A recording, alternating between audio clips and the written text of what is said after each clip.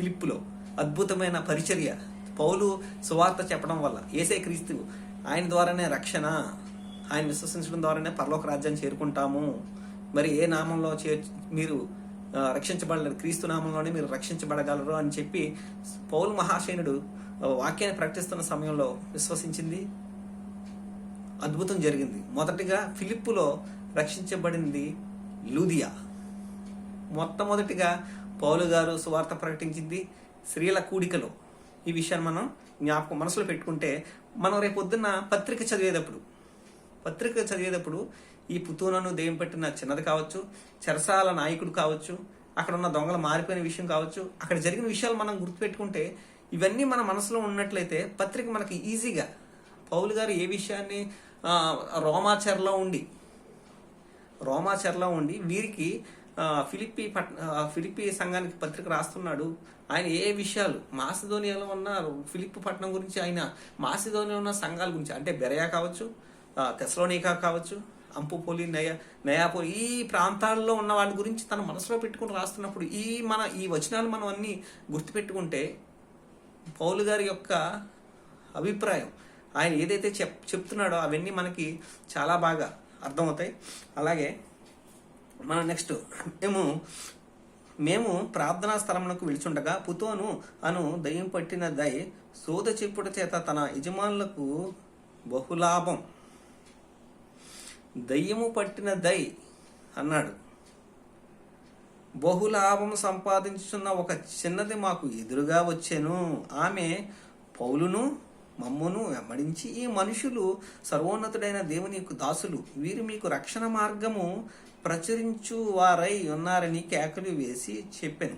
ఆమె ఇలాగూ అనేక దినములు చేయిచూ ఉండేను గనుక పౌలు వ్యాకులపడి దాని వైపు తిరిగి, నీవు ఈమెను వదిలిపోమ్మని యేసుక్రీస్తు నామమున ఆజ్ఞాపించున్నానని ఆ దయ్యముతో చెప్పాను. వెంటనే అది ఆమెను వదిలిపోయెను.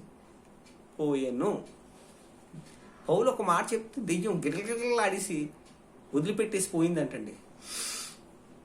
ఈ దెయ్యంతో వ్యాపారం, అక్కడున్న పట్టణస్థులు, ప్రముఖులు సోది చెప్పించి ఆ సోదిలో వచ్చిన డబ్బు దశమ ఏదైతే వాళ్ళు తీసుకొచ్చి సొమ్ము పెడతా ఉన్నారో సోది చెప్పించుకోవడం జరిగే ఇప్పుడు కూడా మనకు తెలిసిన చాలా పాత రోజుల్లో కూడా ఒక చాటట్టుకొని సోది చెప్తామని వచ్చి జరిగేది చెప్తాం, జరగంది చెప్తాం, జరగబోయేది చెప్తాం, ఇవన్నీ చెప్తా ఉంటారు. అంటే వీళ్ళు చెప్తారు, మనం ఏంటంటే వింటాం. అదంతా ఒక సోది మాట. అదే జరుగుతుందా జరగదనేది సెకండరీ విషయం. వాళ్ళు ఏదో చెప్తారు, మనం ఏదో వింటాం. దాని ద్వారా వాళ్ళకి ఏదో ఒక లాభ సాధనం వాళ్ళకి, అదొక లాభ సాధనం. వాళ్ళకి డబ్బులు సంపాదించుకుంటారు దెయ్యాన్ని బట్టి. దెయ్యం పట్టిని తన శారీరకంగా మానసికంగా నలిగిపోయి కృషించిపోయి ఉన్న ఆమె చిన్నది అయినప్పటికీ దెయ్యంతో వ్యాపారం, దెయ్యం తనకు ఆవరించినప్పుడు దాంతో డబ్బులు సంపాదించుకునే మనిషి. అంటే ఎంత భ్రష్టులు ఉన్నారో ఈ ఫిలిప్పి పట్టణంలో. మనిషిని దెయ్యం పట్టిన మనిషిని కూడా ఇలాంటి పనులు చేయించేవారు ఈ ఫిలిప్పి పట్టణంలో ఉన్నారు కనుక పౌలు గారు ఏం చేస్తారంటే, దెయ్యం చెప్తుందంట. దెయ్యాలకు తెలిసిన నిజంగా యేసుక్రీస్తు గొప్పతనం మనం చెప్పడం కంటే దెయ్యాలే చెప్తాయి. వీళ్ళు రక్షణ మార్గాన్ని ప్రచురిస్తారు అని.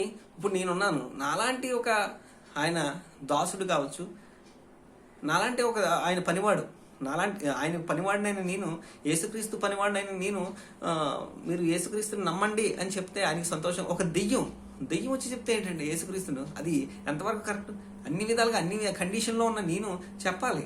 అంతేగాని దెయ్యం చెప్పడం, ఈయన రక్షణ మార్గం ప్రచురిస్తారు అని చెప్పడం ఏంటి? ఆల్రెడీ దైవదాసులు వచ్చి వాళ్ళు రక్షణ మార్గాన్ని ప్రచురించుకుంటూ వెళ్ళిపోతున్నారు. పౌలు గారు కావచ్చు, తిమోతి కావచ్చు, సిల్వా కావచ్చు, ప్రకటించుకుంటూ వెళ్ళిపోతున్నారు. అయితే దెయ్యం వచ్చి అంటుంది వీళ్ళు రక్షణ మార్గం ప్రకటిస్తారు. ఆల్రెడీ రక్షణ మార్గం ప్రకటిస్తున్న వీళ్ళకి వెనకాల వచ్చి కేకలు వేస్తుంది.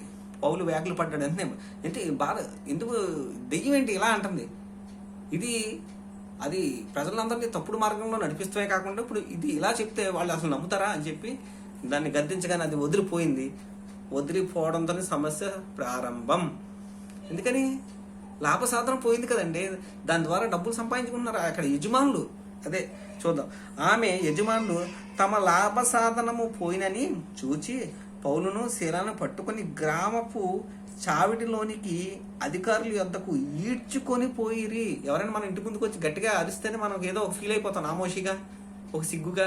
ఏంటంటే బాబు గట్టి గట్టిగా అరిచేస్తున్నారు, లోపలికి వచ్చి మాట్లాడండి ఏదైనా ఉంటే అని చెప్పి మనం అంటాం. కానీ పౌలు గారిని శీలగా ఏం లేవు, డైరెక్ట్గా ఈడ్చుకుని వెళ్ళిపోయారంట. ఏం తప్పు చేశారంటే వీళ్ళు దయ్యం పట్టిన ఒక అమ్మాయిని రక్షించారు, గద్దించారు. యేసునామంలో వదిలిపో అంటే ఆ దెయ్యం వదిలిపోయింది, పారిపోయింది. అమ్మాయికి మంచి జరిగింది. అయితే వాళ్ళకి లాభసాధనం పోయిందని చెప్పి వీళ్ళు ఏమంటున్నారంట, అంతటా ఎక్కడ గ్రామ చావడికి అంటే పంచాయతీలోకి తీసుకెళ్ళిపోయి పెద్దల దగ్గర నుంచోబెట్టి అంతటా న్యాయాధిపతుల యొద్దకు వారిని తీసుకొని వచ్చి, ఈ మనుషులు యూదులై ఉండి రోమీలమైన మనము అంగీకరించుటకైనను, అంటే రోమీలైన మనము అంటే అక్కడ ఫిలిప్పి పట్టణంలో రోమీలు ఎక్కువగా ఉంటారని చెప్తున్నాం కదండి. అదిగో రోమీలమైన మనము అంగీకరించుటకైనను చేయుటకైనను కూడని ఆచారమును ప్రచురించుతూ మన పట్టణమును గలిబిలి చేయుచున్నారని చెప్పిరి. అప్పుడు జనసమూహము వారి మీదకి దొమ్మిగా, ఏం జరుగుతుందో తెలియదు, ఏదైనా ఒక విషయం జరిగితే దొమ్మిగా వచ్చి పడిపోతారు అంతే. ఏంటో తెలియదండి, ఇక్కడే కాదు ఎక్కడైనా సరే ఏదైనా ఒక విషయం జరిగితే అది కరెక్టా అవునా కాదని ఏముండదు, మొత్తం ముందైతే ఊరు వచ్చి పడిపోద్ది. ఏదైనా ఒక సంఘం స్టార్ట్ చేద్దాము అని అనుకున్నాం అనుకోండి, మన పట్టణంలో ముందుగా ఆ చుట్టుపక్కల ఉన్న దెయ్యాలన్నీ వచ్చేస్తాయి. ఏంటో తెలియదు, ఒక సంఘం స్టార్ట్ చేద్దాం, ఒక మందిరం, ప్రార్థనా మందిరం స్టార్ట్ చేద్దాం అని చెప్పి అనుకునే లోపల సైతాను కామ్గా ఉండలేడు కదా, గుంపు కూర్చి చేసుకుని వచ్చేస్తాడు. ఏంటి అక్కడ ఏం జరుగుతుందో, ప్రార్థనా మందిరమే అక్కడ స్టార్ట్ చేసేది. బార్ అండ్ రెస్టారెంట్ ఓపెన్ చేయండి, ఎవరు ఏమీ మాట్లాడరు. ఒక బడ్డీ కొట్టు పెట్టి దాంట్లో తంబాకు, సిగరెట్లు, పాన్లు ఇవన్నీ అమ్మంటే ఎవరే మాట్లాడరు. కానీ యేసుక్రీస్తు సంఘాన్ని ఓపెన్ చేద్దామని ఆ చుట్టుపక్కల ఉన్న దెయ్యాలన్నీ వచ్చేసి వీళ్ళ మీద పడిపోయి వీళ్ళని ఎన్ని విధాలుగా బాధ పెట్టాలో అన్ని విధాలుగా బాధ పెడతారు. ఇప్పుడు కూడా అదే అండి, ఇప్పుడు కూడా అదే జరుగుతుంది. అంతటా న్యాయాధిపతుల వద్దకు వారిని తీసుకొని వచ్చి, ఈ మనుషులు యూదులై ఉండి రోమీలమైన మనం అంగీకరించుటకైనను చేయుటకైనను కూడని ఆచారములు ప్రచురించు మన పట్టణంను గలిబిలి చేయుచున్నారని చెప్పి, అప్పుడు జనసమూహం వారి మీద దొమ్మిగా వచ్చాను. న్యాయాధిపతులను వారిని వస్త్రములు లాగివేసి వారిని బెత్తములతో కొట్టవలనని ఆజ్ఞాపించిరి. ఏంటి బహుమానం? మంచి పని చేస్తే, క్రైస్తవులు ఏదైనా మంచి పని చేస్తే బహుమానం ఏంటంటే దెబ్బలు. ఎందుకు దెబ్బలు? ఇదిగో ఏదో ఆడి ఇంతకీ ఆచారాలు ఏమీ బోధించలేదు, మంచి చేశారు, లాభసాధనం, డబ్బులు పోయినాయి అని చెప్పి, వాళ్ళకి వచ్చిన మనీ పోయింది అని చెప్పి వాళ్ళని కొట్టించడం. వారు చాలా దెబ్బలు కొట్టి వారిని చెరసాలలోనికి వేసి భద్రంగా కనిపెట్టవలని చెరసాల నాయకునికి ఆజ్ఞాపించింది. అతడు అట్టి ఆజ్ఞ పొంది వారిని అంటండి లోపలి చెరసాలలోనికి కాదు, లోపలి చెరసాలలోనికి త్రోసారంట. త్రోసి వారి కాళ్లకు బొండ వేసి బిగించెను. అయితే మధ్యరాత్రి వేళ పౌలును శీలాయు దేవునికి ప్రార్థన చేయొచ్చు, కీర్తనలు పాడుచూ ఉండిరి, ఖైదీలు వినిచూ ఉండిరి. అప్పుడు అకస్మాత్తుగా మహాభూకంపం కలిగెను, చెరసాల పునాదులు అదరెను, వెంటనే తలుపులన్నీ తెరుచుకొనెను, అందరి బంధకములు ఊడెను. అంతలో చెరసాల నాయకుడు మేలుకొని చెరసాల తలుపులన్నీ తెరిచి ఉండుట చూచి ఖైదీలు పారిపోయారనుకొని కత్తి దూసి తను తాను చంపుకొనబోయెను. అప్పుడు పౌలు, నీవు ఏ హాని చేసుకొనవద్దు, మేమందరం ఇక్కడనే ఉన్నామని బిగ్గరగా చెప్పాను. అతడు అంటే చెరసాల నాయకుడు దీపము తెమ్మని చెప్పి లోపలికి వచ్చి వండుకొచ్చు పౌలుకును శీలకును సాగిలిపడి వారిని వెలుపలకు తీసుకుని వచ్చి, అయ్యలారా, రక్షణ పొందుటకు నేనేమి చేయవలని అడిగాను. అందుకు వారు, ప్రభువైన యేసునందు విశ్వాసం ఉంచుము, అప్పుడు నీవును విశ్వాసం ఉంచు, ప్రభువైన యేసుక్రీస్తునందు విశ్వాసం ఉంచు అప్పుడు నువ్వు మాత్రమే కాదు, అప్పుడు నీవును నీ ఇంటి వారును రక్షణ పొందుదని చెప్పి అతనికి అతని ఇంటనున్న వారందరికీ దేవుని వాక్యం బోధించింది. ఆ రాత్రి ఆగడిలోనే అతడు వారిని తీసుకుని వచ్చి వారి గాయములు కడిగెను. వెంటనే అతడును అతని ఇంటి వారును బాప్తిసము పొందిర్రి. మరియు అతడు వారిని ఇంటికి తోడుకుని వచ్చి భోజనం పెట్టి దేవుని యందు విశ్వాసముంచిన వాడే తన ఇంటి వారితో కూడా ఆనందించెను. చెరసాల్లో వేసారండి, చాలా చితక్కొట్టేశారు. ఒక రకంగా చెప్పాలంటే నలగొట్టేశారు. బెత్తాలతో కొట్టే, రక్తాలు కారిపోతున్నాయి, గాయాల్లోంచి రక్తం స్రవిస్తూ ఉంది. తీసుకొచ్చి చీకటి కొట్టులో కాళ్ళు బిగించేసి జైల్లో పాడేశారు. ఒక జైలు అంటాం కూడా కరెక్ట్ కాదు, అదొక చీకటి కొట్టు, వేదనకరమైన స్థలం. అక్కడ పురుగులు వెళ్ళొచ్చు, ఎలకలే తిరగచ్చు, ఎన్ని చీకటి కొట్టు. కాళ్ళు కదలకుండా, కనీసం ఏ కాలకృత్యాలు తీసుకోవడానికి కూడా అవకాశం లేదు. పౌలు శీలని పట్టుకుని బొండల్లో బిగించి పెట్టి రాత్రి ఉంటున్న సమయంలో వీరేం చేస్తున్నారంటే దేవునికి ప్రార్థన, దేవునికి కృతజ్ఞత, దేవునికి ఆరాధన, దేవునికి పాటలు పాడుతున్న సమయంలో ఖైదీలు వింటూ ఉన్నారు. ఖైదీలు వీరు చేస్తున్న ప్రార్థన కావచ్చు, వీరు చేస్తున్న కీర్తన పాడుతున్నప్పుడు వాళ్ళు వింటూ వింటూ వింటూ వారు మారిపోయారండి. పారిపోవలసిన ఖైదీలు కాస్త మారిపోయారు. పెద్ద భూకంపం వచ్చింది. భూకంపం వస్తే వాళ్ళు పారిపోవలసిన ఖైదీలు కాస్త మారిపోయి ఎక్కడికి వెళ్ళలేదు, ఆ జైల్లోనే ఉండిపోయారు. భూకంపం వచ్చింది, వారు ఆ జైల్లోనే ఉండిపోయారు. చెరసాల నాయకుడు వచ్చి ఖైదీలందరూ పారిపోయారని చెప్పి అనుకొని తాను పొడి చేసుకుందామని చెప్పి తాను చంపేసుకుందామని చెప్పి ప్రయత్నం చేస్తున్న సమయంలో పౌలు అంటున్నాడు, నీ ఏ హాని చేసుకోవద్దు, మేమందరం ఇక్కడే ఉన్నాం అని చెప్పి అనగానే చెరసాల నాయకుడు ఆశ్చర్యపోయాడు. పౌలు శీల ఓకే, వాళ్ళు దైవజనులు, వాళ్ళు స్వార్థం ప్రకటిస్తూ వెళ్తున్నారు, వారు ఎక్కడికి వెళ్ళలేదంటే అనుకోవచ్చు. ఖైదీలు ఎలా మారిపోయారు? ఖైదీలు ఎక్కడికి పారిపోలేదు, మేము అందరం ఇక్కడే ఉన్నామని చెప్పి అనగానే ఇది మామూలు విషయం కాదు అసలు అని చెప్పి రోమీలకి ఒక మంచి సోల్జర్స్ విషయంలో చాలా కఠినంగా ఉంటారు. వాళ్ళకి చేతికి ఎవరైనా అప్పచెప్పిన వాళ్ళు వదిలేసినట్లయితే వారికి విధించే శిక్ష వీరికి ఈ సైనికులకు విధిస్తారు. అలాగే మనం పేతురు విషయంలో అపోస్తుల కార్యం ఇదే అపోస్తుల కార్యాలకి మనం పేతురు విషయంలో చూస్తాం. పేతురుని దేవదూత తప్పించినప్పుడు ఎవరైతే బతులు ఉన్నారో పేతురికి పడవలసిన శిక్ష వాళ్ళకి పడింది. అంతకుముందు పేతురికి పడవలసిన శిక్ష రోమా సైనికులకి బహు కఠినమైన శిక్షలు ఉంటాయి. వాళ్ళు ఏదైనా తప్పు చేస్తే సైనికులు కావచ్చు, నాయకులు కావచ్చు, చెరసాల మీద అధికారులు కావచ్చు, అందుకని కత్తి దూసుకుని తాను చంపేసుకోవాలి. అంటే వాళ్ళు ఊరుకోరు. వాళ్ళకి ఖైదీకి పడవలసిన శిక్ష అంత భయంకరమైన శిక్ష ఈ చెరసాల నాయకుడికి వేస్తారని చెప్పి నాయకుడు ఊహించి తాను చంపేసుకోవడానికి గల కారణం ఇది. అయితే దొంగలు మారిపోయారండి. ఫిలిప్పు పట్టణంలో తను చేసిన పరిచర్య కంటే తన జైల్లో వారు కష్టంలోను, వేదనలోను, బాధలోను, శ్రమలోను, ఇరుకులు, ఇబ్బందులు దేవుని స్తుతించి, దేవుని ఆరాధించి, ప్రార్థించి, దేవుని చేసిన పరిచర్య దొంగలు మార్చేసిందండి. బయట ఉండి చేసిన పరిచర్య కంటే. అంటే దేవుడు ఒక కష్టాన్ని, ఒక నష్టాన్ని, ఒక శ్రమను, ఒక ఇబ్బందిని ఎవరైనా ఒక సేవకుని జీవితంలో కావచ్చు, ఒక విశ్వాస జీవితంలో కానీ అనుమతి ఇచ్చాడు అంటే దాని ద్వారా అద్భుతాన్ని తన చుట్టూ ఉన్నవారిని ప్రభు వైపు తిప్పడానికే. ఏ శ్రమైనా అనేక మంది కరుడు కట్టిన వాడికి మామూలుగా స్వార్థ చెప్తే వాళ్ళు మారండి, కానీ అక్కడ అద్భుతం జరిగిందండి. పౌలు వల్ల, శీల వల్ల, ఆ శీల పౌలు స్తుతిస్తూ పాడుతూ ఉండగా అద్భుతం, భూకంపం జరిగింది, కానీ ఏ హాని ఎవరికి జరగలేదు. అందరూ మారిపోయారండి. అద్భుతం జరిగింది. అక్కడ జైలే మారిపోయినట్టుగా పారిపోవలసిన ఖైదీలు కాస్త మారిపోయి వారు ఆ రోజు ఆ నాయకుడు, ఆ సరసా నాయకుడు, మీరు రక్షణ స్వార్థం ప్రకటించి నేను కూడా నేను రక్షణ పొందాలంటే ఏం చేయాలంటే నువ్వేం చేయగలేదు నాన్న, యేసుక్రీస్తు నామం విశ్వాసం ఉంచు, అప్పుడు నీవును నీ ఇంటి వారు రక్షణ పొందా. తను లూదియవలే తనొక్కడే కాదు, నాయకుడు ఒక్కడే, సరసన నాయకుడు ఒక్కడే కాదు, కానీ తన కుటుంబం కూడా రక్షించబడిందండి. వారు కూడా ప్రభువుని యేసుక్రీస్తు నామానందు విశ్వాసం ఉంచి వారు కూడా వారి కుటుంబం కూడా రక్షించబడింది. తర్వాత జరిగిన విషయం మనకు తెలిసిందే. ఏంటంటే ఉదయమైనప్పుడు న్యాయాధిపతులు ఆ మనుషులను విడుదల చేయమని చెప్పుటకు బండ్లు పంపిరి. చెరసాల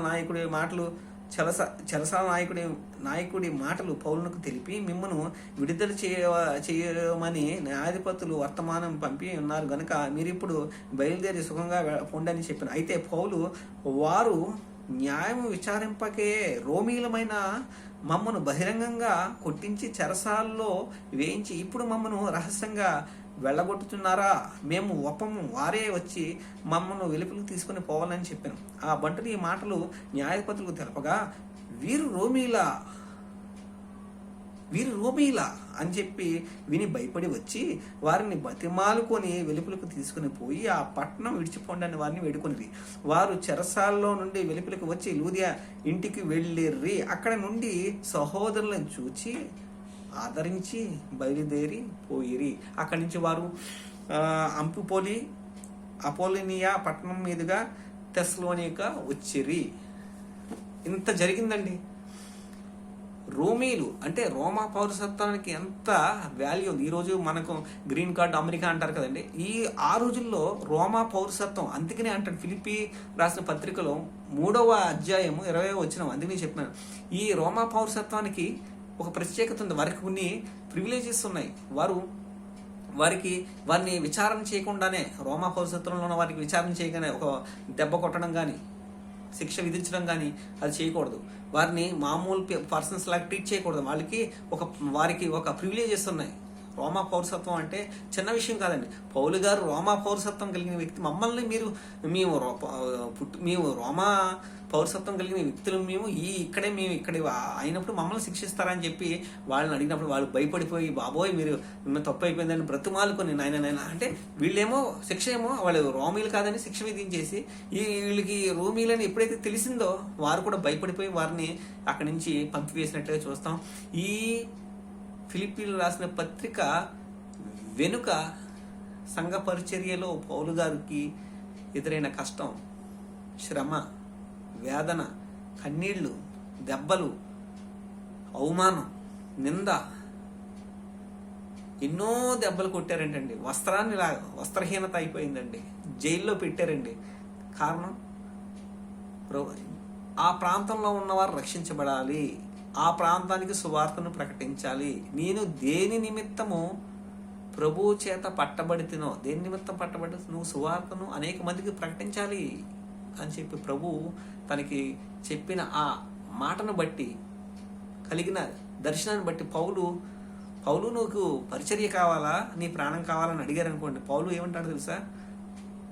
నాకు పరిచర్య కావాలి, యేసుక్రీస్తు, నాకు చావైతే లాభమే, బ్రతుకుట క్రీస్తే అంటాడు. బ్రతుకుట క్రీస్తే, ఒకవేళ బ్రతికితే క్రీస్తు కోసం బతుకుతా, లేదైతే చావే నాకు చావే. ఎందుకంటే చనిపోయిన తర్వాత నేను నిరీక్షణ లేని వాడిని కాదు, నేను క్రీస్తుతో యుగాలు ఆయనతో నేను ఉంటానని చెప్పి అంటాడు ఆయన. మరి నీకు నాకు ఉందా నిరీక్షణ? మనం చనిపోతే నేను క్రీస్తుతో ఉంటాను, పరలోక రాజ్యంలో నిత్యానందంలో, నిత్య సంతోషంలో, ఆకలి తప్పులు లేని రాజ్యంలో ఆయనతో యుగాలు ఉంటానని నిరీక్షణ నీకు నాకు ఉందా? ఉంటే పౌలు వలె ధైర్యంగా మరణాన్ని నాకు లాభమే అని నువ్వు నేను చెప్పగలం. మరణం నాకు లాభం అని చెప్పి నువ్వు నేను చెప్పగలం. పౌలు చెప్పినట్టుగా పౌలుకున్న ధైర్యం ప్రభువైన యేసుక్రీస్తు యొక్క మాటలే, సువార్త అంటే క్రీస్తుని విశ్వసించటం. క్రీస్తు జననం, క్రీస్తు మరణం, అక్కడితో కాదండి, పునరుత్థానం, పరలోక రాజ్యం. ఆయన విశ్వసించడం ద్వారానే మనం పరలోక రాజ్యం చేరుకుంటామని నమ్మకం. ఇదేనండి సువార్తను ప్రకటిస్తున్న ఆ ఫిలిప్పీ పట్టణంలో పౌలుకి ఎదురైన ఒక జైలు ఎదురైంది, ఒక జైలు శిక్ష ఎదురైంది, దెబ్బలు ఎదురైనాయి, వస్త్రహీనత ఎదురైంది, కష్టం ఎదురైంది, శ్రమ, దుఃఖం, వేదన. వీటన్నిటి మధ్య వీటిలోనే అనేక మంది దొంగలు మారిపోయారు. చెరసాల నాయకుడు మారిపోయాడు, దెయ్యం పట్టిన స్త్రీ మారిపోయింది, ఆ ఊరంతా మార్చబడింది. సంఘానికి పునాదులు పడ్డాయి. ఎవరి వల్ల? దేవుని వాక్యం వల్ల. అందుకనే క్రీస్తు అంటాడు కదా, ఎడతెగక విత్తుము, అది మధ్యాహ్నము మొలకెత్తు. ఒక మనుషుడు విత్తనాలు నాటేసాడంటండి. అది ఏ విధంగా అతను నిద్రపోవచ్చు, మేలుకొంచు ఉండగా అది తెలియని రీతికి ఏ విధంగా తనకి ఫలిస్తుందో, మొదటగా వెన్నులు, ఆ తర్వాత మొలక, వెన్నులు, ఆ తర్వాత వెన్నులో ధాన్యము, చక్కగా పంటకు వచ్చినప్పుడు చక్కగా యజమాని కోసేస్తాడు. ఆ కోసిన దానికి పురుస్తాడు. అనగా మనం చల్లే ఈ విత్తనం ఏదైతే వాక్యం అనే విత్తనం విన్న వారికి అది ఏదో ఒక రోజున ఫలిస్తుంది. తద్వారా వారు క్రీస్తులో ఫలిస్తారు. ఫలించడమే కాదు, వారు పరలోక రాజ్యాన్ని వారసులుగా మారిపోతారు. ఈ ఫిలిప్పీ పట్టణం మనం సంఘస్థాపన మనం చూసాము.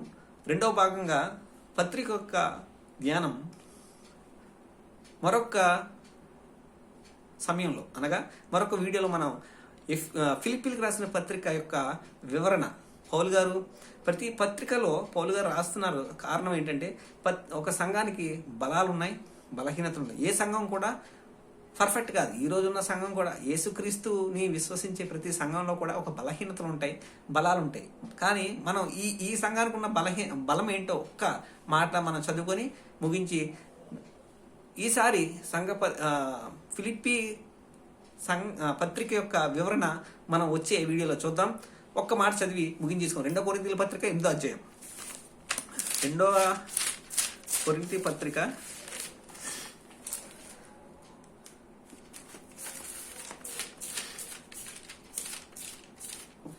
2వ కొరింథీ పత్రిక 8వ అధ్యాయం.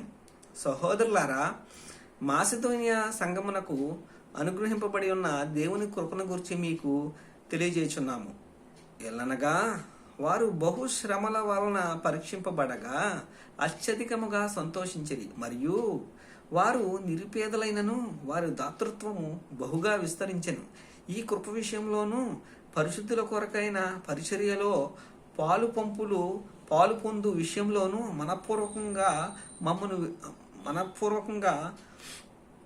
మిమ్మును వేడుకొనిచున్నాను. వారు తమ సామర్థ్యం కొలదే కాక సామర్థ్యం కంటే ఎక్కువగా తమంతట తామే ఇచ్చిరని మీకు సాక్ష్యమించుచున్నాను. మాసిదోనియా, ఈ ఫిలిప్పు సంఘానికి ఉన్న బలం ఏంటంటే వారు ఎంతగా శ్రమలు పడతారో వారు అంతగా దేవుని దగ్గరికి వస్తారంటండి. దగ్గరికి వెళ్ళిపోతూ ఉంటారు. శ్రమలు వస్తూ ఉండా కొద్ది దేవుళ్ళు ఆనందించేస్తారంట. శ్రమ వస్తుంటే కొంతమంది బాబు ఈ దేవుడు ఏంటి అని చెప్పి వెళ్ళిపోయిన వాళ్ళు లేకపోలేదు, ఒకళ్ళు ఇద్దరు 100 వారు మనం ఏం చేయలేము అనుకోండి. కానీ ఈ సంఘానికి ఉన్న ప్రాముఖ్యత ఏంటంటే వారు ఎంతగా శ్రమలు వచ్చినా, ఎంతగా బాధ వచ్చినా, ఎంత వేదన వచ్చినా క్రీస్తుకి అంత దగ్గరగా వెళ్ళిపోతున్నారంట. క్రీస్తులో అంత అత్యధికంగా ఆనందిస్తున్నారంట. వారు నిరుపేదలైనప్పటికీ దాతృత్వం కలిగి ప్రభుకి ఇవ్వడం నేర్చుకున్న సంఘంగా మనం చూస్తాం. ఈ ఫిలిప్పీ సంఘం అంత గొప్పది. బలహీనత ఉంది. కానీ ఆ బలహీనత ఏంటంటే ఆ బలహీనతని పౌలు గారు ఏ విధంగా సరిచేస్తూ వారిని హెచ్చరిస్తూ వారిని ఆదరిస్తూ వారికి సహాయపడే విధంగా ఆ బలహీనత నుంచి ఏ విధంగా బయటపడాలి అని చెప్తూ ఆదరిస్తూ వారికి చెప్తున్న మాటలు మనం పత్రికలో చూస్తాం. గనక మనం వచ్చే వీడియోలో పత్రికను గురించి క్షుణ్ణంగా మాట్లాడుకుందాం. అంతవరకు యేసుక్రీస్తు